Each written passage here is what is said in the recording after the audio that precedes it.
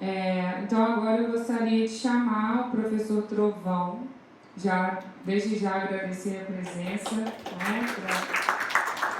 para elevar aqui o nível do nosso evento, né, com as suas experiências e a sua palestra, que vai ser sobre a influência dos pais na trajetória dos atletas de natação. A apresentação do professor Trovão será de 30 minutos e depois a gente vai ter aproximadamente 10 minutos para discussão. Muito obrigada. Boa tarde, gente. Boa tarde. Um prazer enorme estar aqui. Primeiramente, eu queria agradecer com muita honra, muita satisfação que eu venho aqui ajudar, né, na banca aí, com a minha pequena parcela de experiência aí, desses 34 anos na borda de piscina. É com muita satisfação que eu recebi o convite da minha querida e excelente treinadora, a Tamires.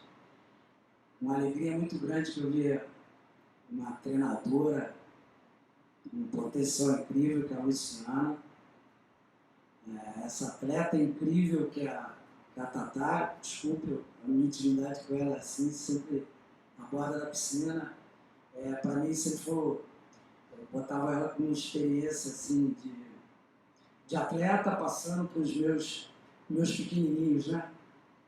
Professor Guilherme, professora Francine, vocês vão ter um sucesso muito grande com esse trabalho, muito importante. Coisa assim que em 1986, 87, quando eu comecei, as pessoas já falavam em alto rendimento com crianças de 7, 8 anos. Isso eu comecei a falar, mas gente, eu sempre fui um abençoado, tá? Na faculdade, na Universidade de Gama Filho, os meus mestres foram único e tão somente o professor Rafael Marques, certo, professor Valdir? Professor Roberto Pávero, que a natação brasileira está entrelaçada nesses nomes. E tive Laertes Bané como meu mestre maior, Dalteri Guimarães, Evan Paulo Pavão, Rui Essucci, nossa, que lista. E esse pessoal sempre me passou a coisa maior, que depois de 3 anos e meio, 4 anos na minha formatura, eu aprendi que antes de ser um treinador, um técnico de natação, eu sou um professor, e antes de ser um professor, eu sou um educador. Então, na minha carreira desses 30 e tantos anos na borda de piscina, eu sempre aprendi que a gente tem que formar indivíduos, passar para eles as coisas mais importantes possíveis e através do esporte, e um esporte tão forte como foram as palavras do Guilherme, né? Esse mundo que nós temos hoje no Brasil, principalmente aqui no Rio de Janeiro, que é a natação. Então, eu fico até um pouco feliz desde o primeiro dia, e eu tive chance de ter me encaminhado para outros esportes, mas sempre desejei ser educador e visando a natação. Bem, começo na Bebê Lagoa, e lá tive a oportunidade de trabalhar com o Carmelo, com o Lagaê, com o Paulo Amaral e o Canete. E hoje com o Celso Oliveira, que é o presidente da Federação Aquática. Bem, o trabalho que eu desenvolvi lá foi todo esse que o Guilherme também passou aqui, sobre a importância da natação. E o lado lúdico da coisa, o lado que tinha muita importância para essas crianças, na parte de sociabilização, na parte de, vamos dizer assim, quando eles crescem para uma adolescência, quando eles vão para uma parte adulta, né? Mas, paralelo a isso, é mais ou menos o tema que eu vim hoje desenvolver aqui junto com vocês. Sempre os pais muito envolvidos. E, graças a Deus, eu nunca tive grandes problemas, não. Já tive problemas com alguns pais. Mas, de qualquer forma, eu sempre tentei passar para eles também esse lado, de que aproveitem os seus filhos nesse esporte. Entendam o que esse esporte pode fazer para a formação dos seus filhos. Como é importante eles poderem estar no dia a dia aqui, dividindo a raia, dividindo o espaço e na formação deles. Uma coisa bem natural, né? Procurando ensiná-los tecnicamente, tá? Mas sempre passo a passo, gradualmente, para que eles podiam vivenciar etapas. Mirim, né? Aí, na época era o infantil A, depois o infantil B, estou errado, Lu? Mais ou menos isso, né? Aí voltou a ser petit, já era petit, voltou. Bem, mas muitas das vezes com algumas interferências de alguns pais.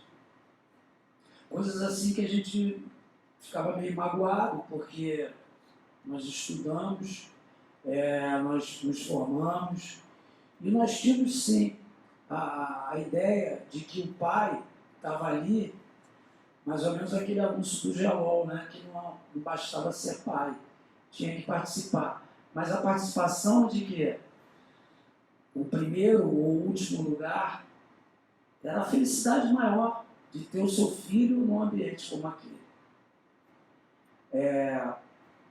Muitos foram sinceros comigo ao longo desses anos, outros não. Outros eu senti a necessidade muito grande de, não sei se a palavra certa era frustração, querer que os filhos fossem o que eles não foram. E aí começavam as verdadeiras barreiras, né? Que a gente tinha que tentar mudar. Eu fui aprendendo ao longo dos anos exatamente isso. De sentar no primeiro dia de aula, né? De aula, treino, a gente fala treino, mas de aula. Uma reunião com os pais, olhando nos olhos deles e mostrando a eles a coisa importante da natação, a coisa legal da natação. E não a única coisa no mundo, entendeu? Que o ganhar ou perder ia fazer parte. E comecei a criar estratégias muito em cima do que os meus mestres me passaram, que era a estratégia, a sinceridade acima de tudo e aquela história dos deveres, dos direitos e deveres dos atletas, do treinador ou do professor e dos pais. A maioria das vezes eu conseguia essa sinceridade e demonstrava da mesma forma. O êxito maior foi muito em cima disso. Mas tinha obstáculos, e tem até hoje, né também, da vulnerabilidade das piscinas, dos parques aquáticos, até porque tem clubes que são mais sociais do que esportivos. Então, não existe, como alguns clubes, a grade que limita o espaço. Então, os pais podem ir lá. Ao mesmo tempo, eu nunca disse para um pai, para uma mãe, não ir lá, não sentar lá, não apoiar o seu filho. Mas eu queria que ele única e tão somente assistisse o treinamento e ficasse feliz com essa uma hora que ele estivesse ali vendo o treinamento, vendo a aula. Conseguia, sim, consegui, sim. E o tempo foi passando, as coisas foram acontecendo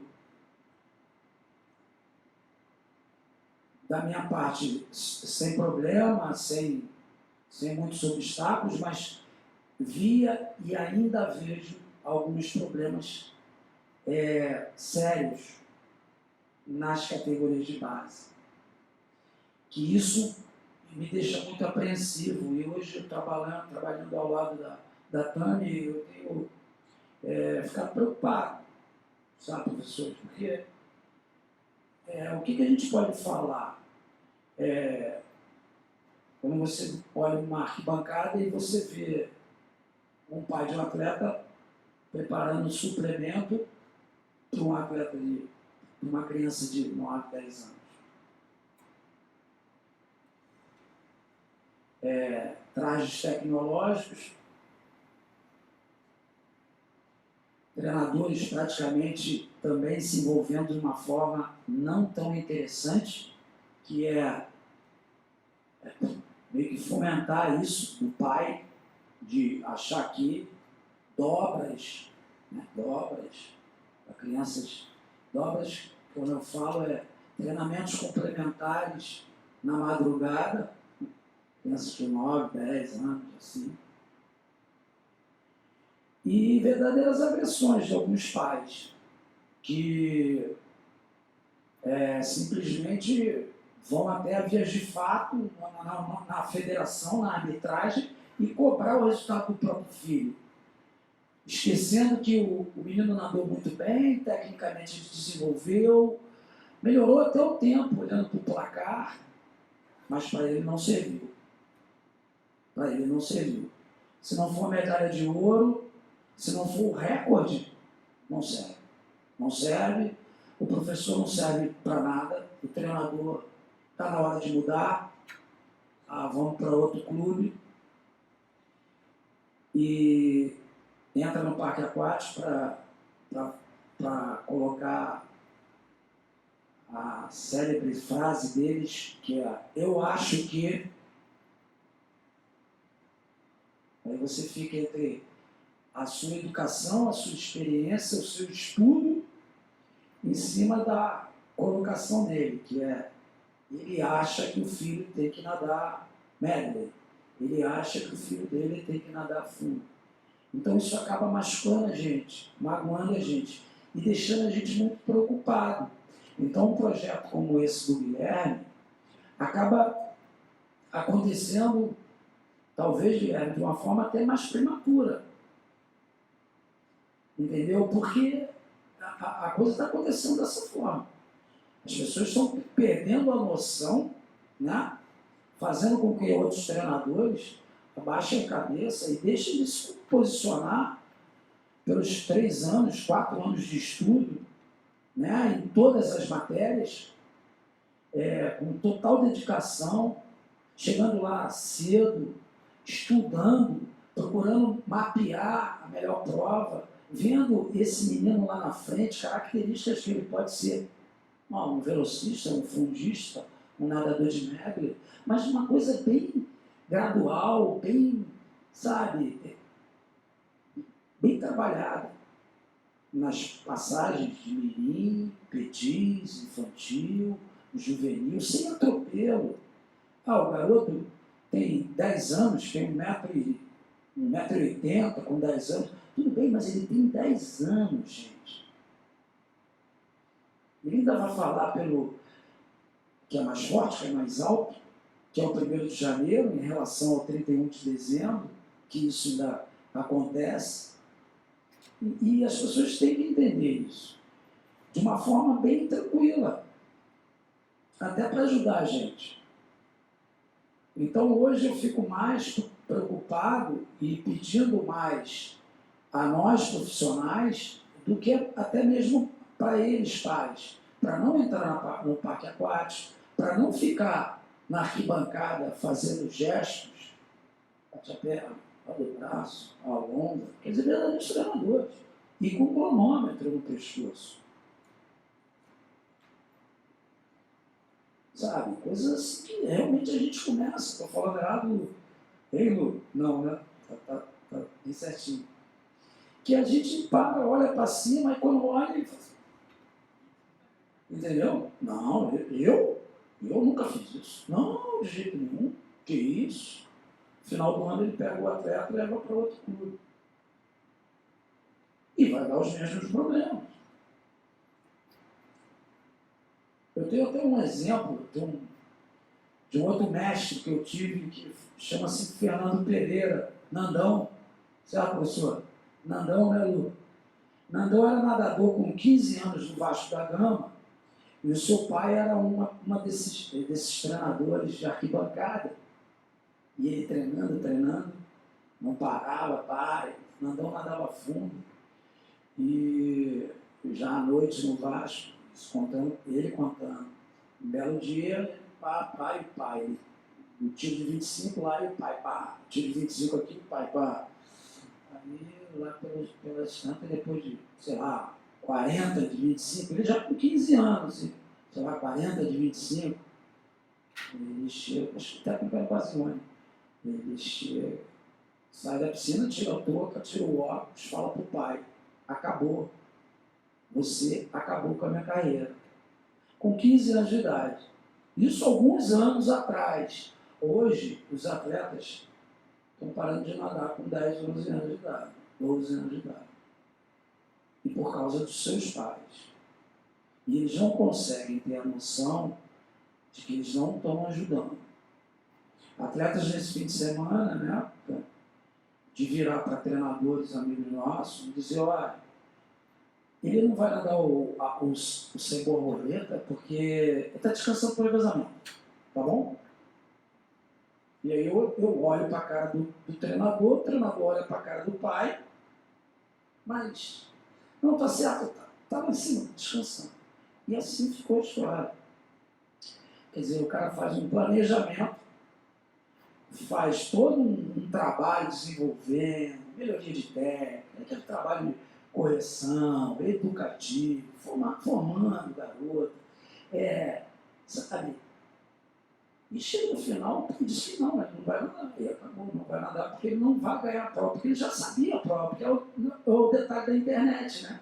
Porque a internet hoje ele já puxa, no Campeonato Sudeste ele já sabe, ó, vai ficar em terceiro lugar não serve para o meu filho, terceiro lugar, Campeonato Sudeste, que é o brasileiro de categoria MPDs.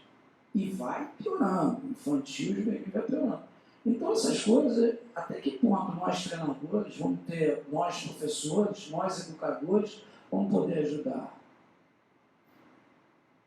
Entendeu? É muito triste isso no final. Por isso que a gente tem que criar, sim, estratégias para montar uma nova natação, para ter um novo querer dessas crianças. Senão a gente vai perder para a gente mesmo. Teve alguns congressos técnicos que eu pedi a palavra e falei para amigos nossos treinadores, São Paulo e Minas, até eu vi o gráfico aqui, do total de atletas de Minas, que é o maior da região sudeste, depois de São Paulo. E o Rio, menor, né? E eu falei para os caras, olha, cara, a estrutura dos clubes de vocês é maravilhosa, é sensacional. Mas vocês têm os mesmos problemas que a gente, sabe? Nessas categorias de base. Porque é muita interferência que a gente está recebendo. E o Rio de Janeiro tem uma interferência pior ainda. Vocês desculpem. Lógico, por exemplo, São Paulo ainda tem Santos ali, que é a praia. Então chega a 10 anos de idade, 11 anos de idade, a criança está de saco cheio do pai, da mãe, está reclamando que não ganha, e aí vai fazer surf, vai fazer bodyboard, vai fazer altinha, futebol, e a gente perde um atleta que lá na frente era potencial. Aí depois chega na Olimpíada, tem um atleta, tem um cachorrão, tem uma Patrícia Morim, um Gustavo Borges. Quer dizer, não houve um tempo para a gente poder desenhar essa criança. Houve sempre problemas, sabe? E desculpe dizer, muitas das vezes os pais hoje ou não podem dar uma estrutura melhor, porque não tem dinheiro para comprar um traje, porque não tem dinheiro para comprar um óculos, ou então de pressão em cima dessas crianças. Eu combato sempre isso. Se a gente puder fazer uma natação na base, sem traje tecnológico, isso é fundamental. Se vai cair com aquele short na base, é o short na base. Sabe? É por aí. Aí fica uma série de 8 nadadores, 2 com traje, Speedo, Arena, PYE, e o outro com uma sunga lá que nem pressão tem, nem cadastro tem. Então, já começa diferente, né? E a gente precisa ter essa união maior dos treinadores e poder falar, não precisa comprar traje agora, gente. Não precisa suplemento agora, pelo amor de Deus. Tem garoto de 10, 11 anos com coach, gente. E o coach hoje está sabendo mais que a gente. Está respondendo mais pelo filho dele, pelo nosso atleta, do que nós. Né? Até a Lu estava falando agora do Dudu, né? Filho do Ronaldo, que, pô, é pequenininho, né? Que barato, cresceu, desenvolveu, hoje é um homem, está se formando nos Estados Unidos. Eu, graças a Deus, tive 3, 4 atletas, Juliana Carvalho, né, Tata? Juliana Carvalho, Beatriz Olivieri, que o pai até hoje me agradece, cara, você botou meu filho, botou minha filha, né, hoje é uma mulher formada fazendo relações exteriores, cara, isso é impagável para mim. Também tive atletas que se perderam aos 10 anos de idade, como Gabriela Morelli, que fez 1,00 no 100 livre com 11 anos de idade.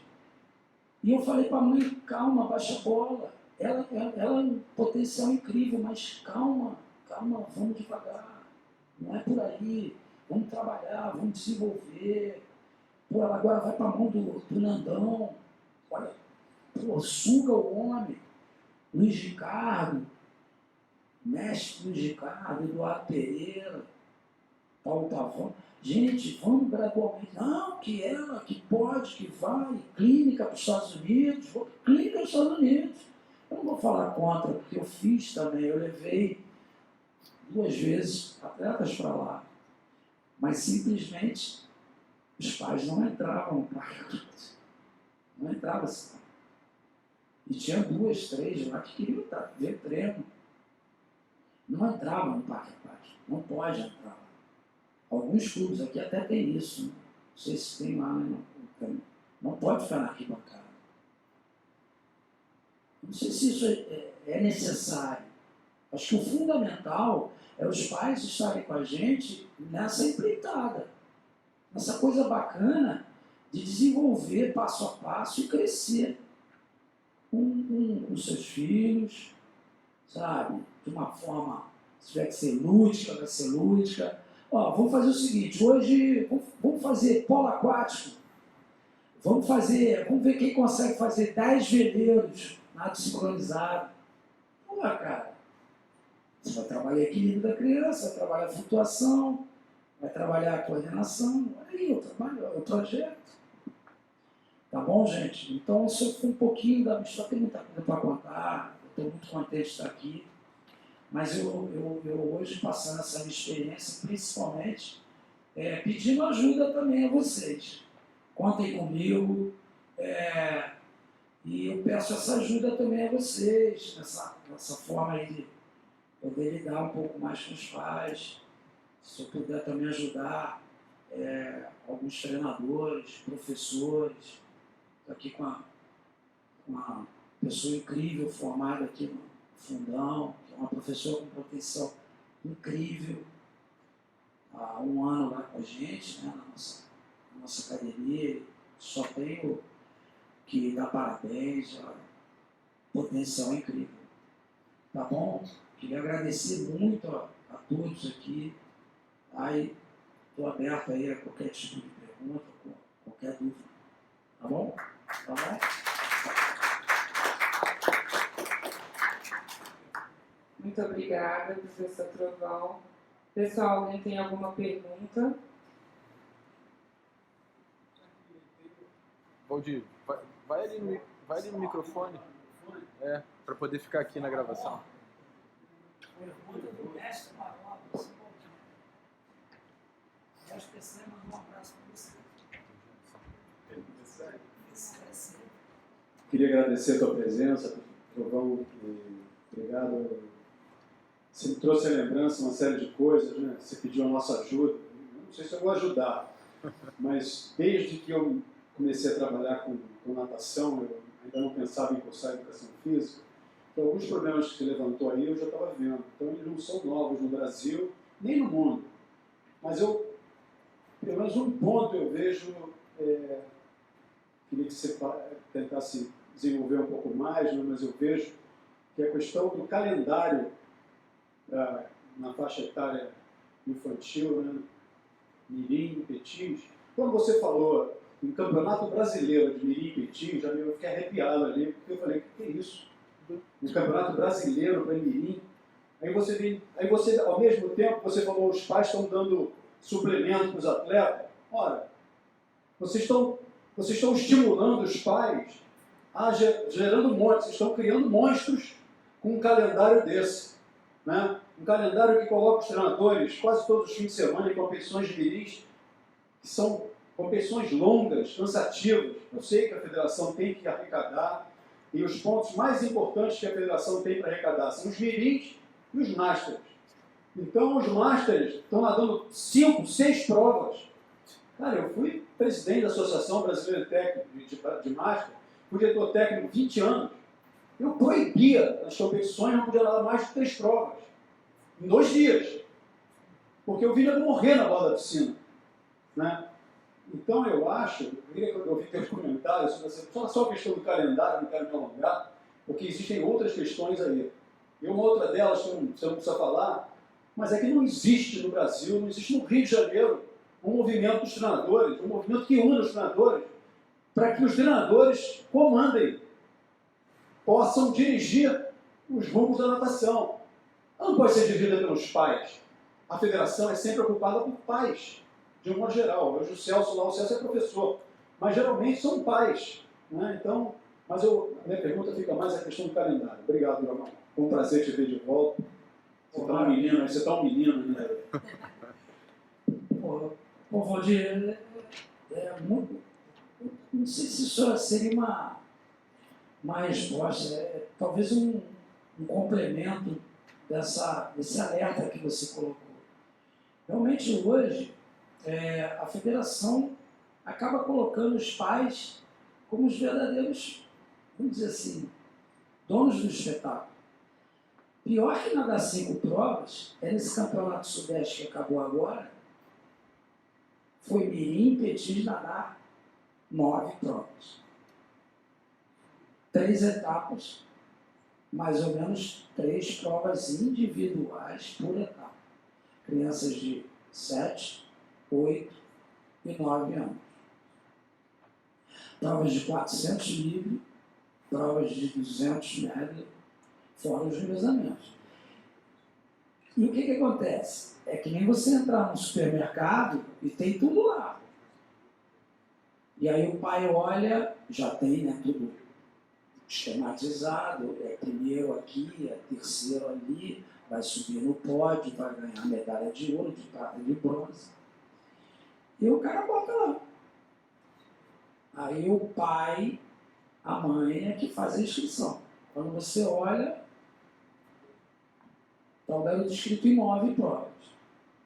O garoto não dá nem tempo de ir no pódio, porque ele já tem que estar no banco de controle para a prova seguinte. E, tecnicamente, nadando muito mal. O pior disso tudo, Valdir, é tudo que você treina e que você mostra e que você educa é por água abaixo. Porque você está vendo ali, não está nadando. Está chegando para pontuar, para ganhar medalha, porque o pai quer, e cada prova a R$50. O cara gasta, vamos dizer aí, brincando num fim de semana, não sei, 300, R$400. Isso só de prova, só para nadar. Sem qualidade nenhuma. E isso nunca foi, né, Valdir? Nunca teve. Você nadava no máximo, eram 3 provas, Lu? Se eu estou errado, 3, 4 provas. Certo? E acabou aí. Não existe isso. Aí chega no infantil, tem tabela de índice. E esse garoto que nadou 9, 10, 15 provas não vai fazer o índice. Porque não nadava essas provas, não tinha. E não consegue o índice, não vai ao brasileiro. Acabou a carreira do cara, frustrou, terminou, está errado. A federação, muito que colabora com isso, no esquema de fomentar com que o pai tenha a chance, não, nada, você vai ganhar medalha, você vai ganhar medalha, você tem que ganhar medalha, você tem que subir, não pode. E o treinador, ou o professor, não é isso que eu quero para o teu filho. Eu não estou nem aí se ele vai ser primeiro. Eu quero que ele nade só essa. Então isso acaba prejudicando também muito esse nosso calendário maluco. Acabamos de ter um Sudeste, não vamos ter uma etapa de circuito. Por quê? Porque vem o brasileiro, vai ter essa lacuna na Federação do Rio de Janeiro. Está errado, infelizmente. Não leva. Vai fazer uma atividade fora, leva na praia, gente. Vai pra praia. Vai ao cinema. Sabe? Vai fazer um treino com a equipe do Vasco, com a equipe do Fluminense. Vai fazer uma coisa lúdica. Faz uma outra coisa. Ganhe esse seu atleta fora da piscina. Porque no dia seguinte, no inverno, ou não tem um aquecedor na piscina, ele vai estar lá. Porque ele vai ter o prazer de estar lá. Tá bom? Obrigado você, Valdir. Obrigado mesmo, gente. Mais perguntas? Eu tenho alguns relatos para fazer. Eu fui atleta de natação em Minas Gerais, né? Você até citou, no interior, não na capital, mas lá tinha os campeonatos de mirins, eram chamados, isso há mais de 20 anos atrás, né? Eram chamados de Mirim Fruit Fest. E era muito legal, porque as medalhas eram assim, pera, banana, maçã. Então, descaracterizava um pouco essa questão de primeiro, segundo e terceiro lugar, incentivava um consumo saudável de fruta e era, na verdade, uma brincadeira, né? Hoje eu tive com o calendário da FARJ na mão, e aí me assustou, assim, porque lá atrás estavam as categorias, e agora eu tenho o mini mirim, que começa com 6 anos. Depois tem o pré-mirim, aí depois vem o mirim. Então, assim, mini mirim, a minha filha tem 6 anos, ela não tem a menor maturidade para estar em programa de... Não, ela não tem maturidade de estar em nenhum programa sistematizado de exercício que não seja brincar. Né? E eu falo muito com a minha turma de natação, que a minha filha outro dia falou assim, mamãe, hoje a gente fez uma brincadeira muito legal na piscina, a brincadeira que eu mais gosto. E aí eu falei, como que é? Ela falou assim, o chão é lava. Falei, como é que é essa brincadeira? É nadar, é bater a perna até o outro lado, não pode encostar no chão porque o chão é lava. Uma coisa simplérrima, que na verdade é criativo, mas é uma brincadeira, né? Que está trazendo a criança para o imaginário, mas você está tendo o objetivo da natação, que é o que a gente quer trabalhar muito na nossa pós de formação de atletas, né? E eu falo, muitos treinadores falam, e aí, a sua filha já está na hora de... Eu falei, eu só deixo se eu ver que ela tem uma maturidade emocional de se manter divertindo no esporte, né? Esse é um problema. A outra coisa que eu queria relatar, assim, eu já vi também 2 pais destruindo atletas. O menino estava desmotivado e o pai dele falou com ele que cada competição que ele melhorasse o tempo, ele podia escolher um presente. E aí chegou num ponto, um presente material, chegou num ponto que esse menino não tinha motivação nem para nadar e nem para o presente, porque assim, ele tinha tudo e não queria mais nada. E, na verdade, eu acho que o que ele queria era, aí pegando pelo fator emocional, né? O que ele queria era uma atenção, algum outro tipo de reconhecimento sem ser o material. E o outro caso é aquela mãe assim, que chega com o menino petis, aí chegava no dia da competição já assim, né, abraçado no menino, aí chegava lá pro treinador e falava assim, olha só, eu vim te falar que hoje ele não tá bem, tá? Ele não tá bem. E aí já acabou com a competição do menino. Porque se o pai já chega trazendo, já falando que o menino não tá bem, Se ele perder, estava bem. exatamente. Essa é clássica. É clássica. Então, assim, o rótulo vem de casa, que às vezes o pai, né, os pais, isso em geral, não estão nem tão envolvidos no processo de treinamento, mas na competição acaba com atletas também. Ao mesmo tempo, tem muita gente boa, muita gente legal no esporte. Tem um treinador hoje que, se eu posso dizer que foi meu afilhado, que eu sempre dei força a ele, que foi um grande nadador, Armando Negreiros. Armando Negreiros é campeão estadual, campeão brasileiro, campeão sul-americano. E ele, esse fim de semana, né, também, ele foi lá e ele recebeu uma homenagem do melhor atleta que ele tem, o melhor atleta hoje no Rio de Janeiro na categoria de petis. E o pai dele foi lá. O pai do Armando foi lá para homenageá-lo. E ele estava naquela grade, atrás do placar. Ele chega. Oi, Trovão. Ô, Armando, entra aí, entra aí. Ele disse, não, eu sei onde é o meu lugar. Quer dizer, será que é por isso que o filho dele foi, ou não só por causa disso, mas foi um grande nadador? Então essas coisas, esses exemplos, a gente tem que ter. A gente tem que pedir para pessoas como o Armando, como o pai do Armando, que venham também a nos ajudar. Né?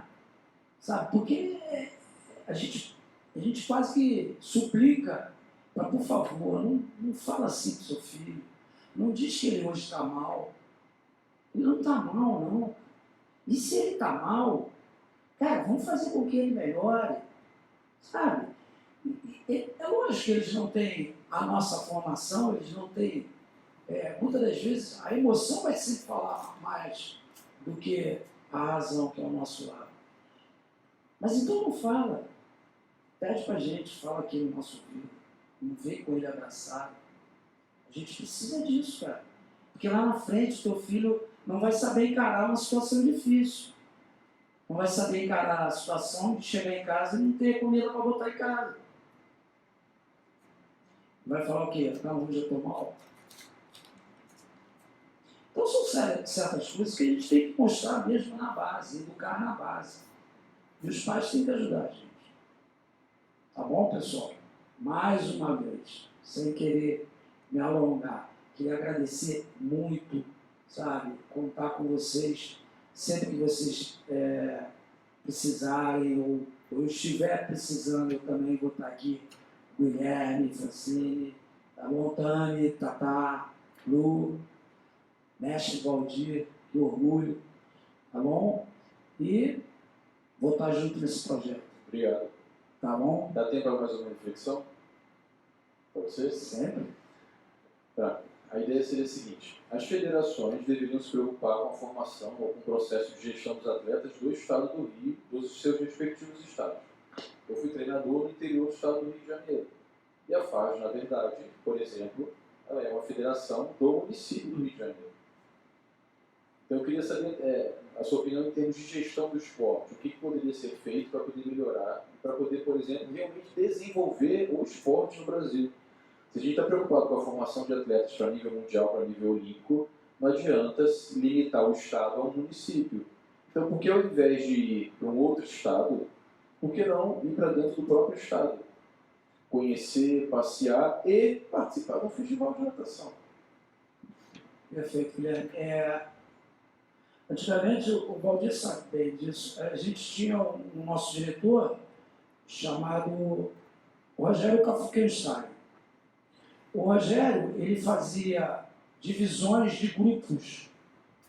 Ele não fazia etapas de circuito. Ele pegava um Fluminense e levava para Volta Redonda, pegava um Flamengo e levava para Campos, pegava uma Bebê Lagoa, vai competir em Niterói, pegar aquela galera lá, São Gonçalo.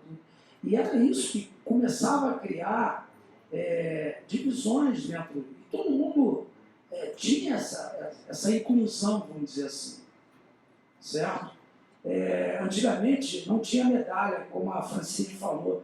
Eram plaquinhas que você botava no seu peito, no seu casaco, que você conseguiu o índice de 50 livres, de 100 livres, de 100 costas. Talvez muitas coisas boas que tiveram no passado tem que voltar a acontecer. Porque teve muita coisa boa no passado. Sabe? Por exemplo, demonstração de treinadores.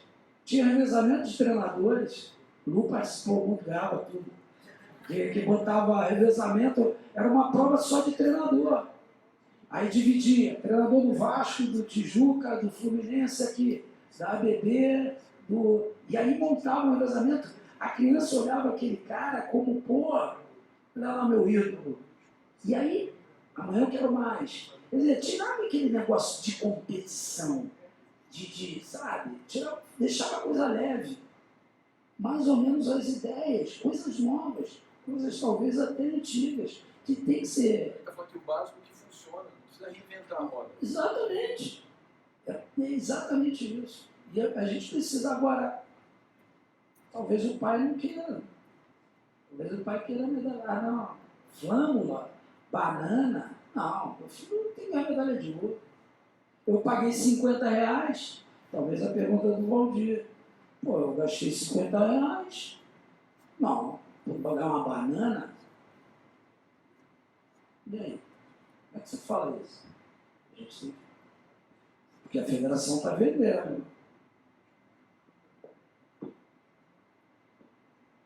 E uma última mensagem, assim. Qual o comportamento dos pais assim, que você poderia falar, olha, o ideal seria isso.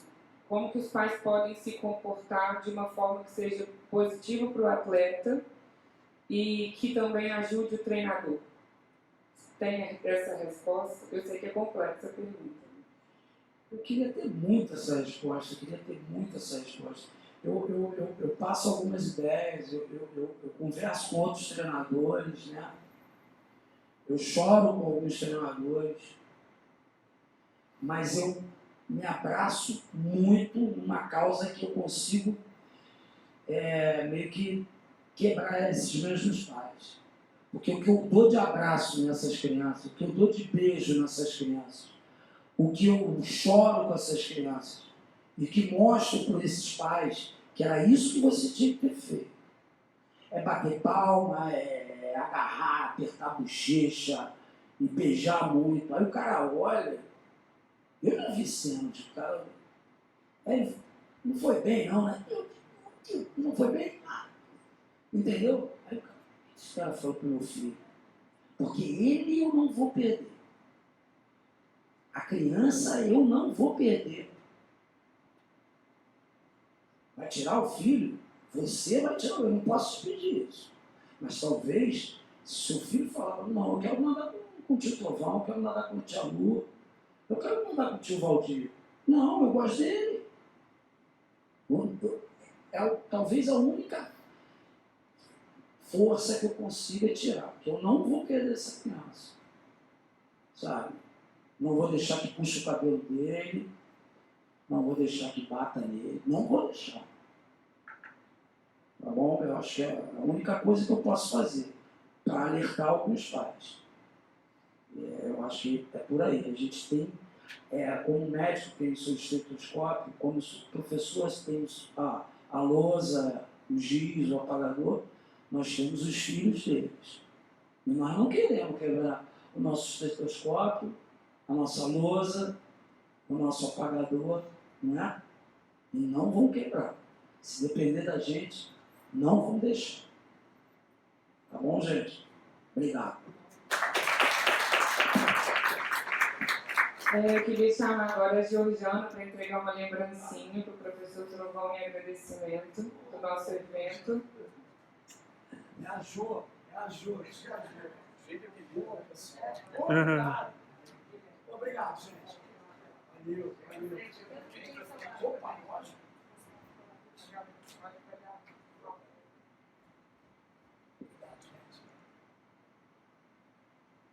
Obrigado, pessoal. Sucesso a vocês, tá?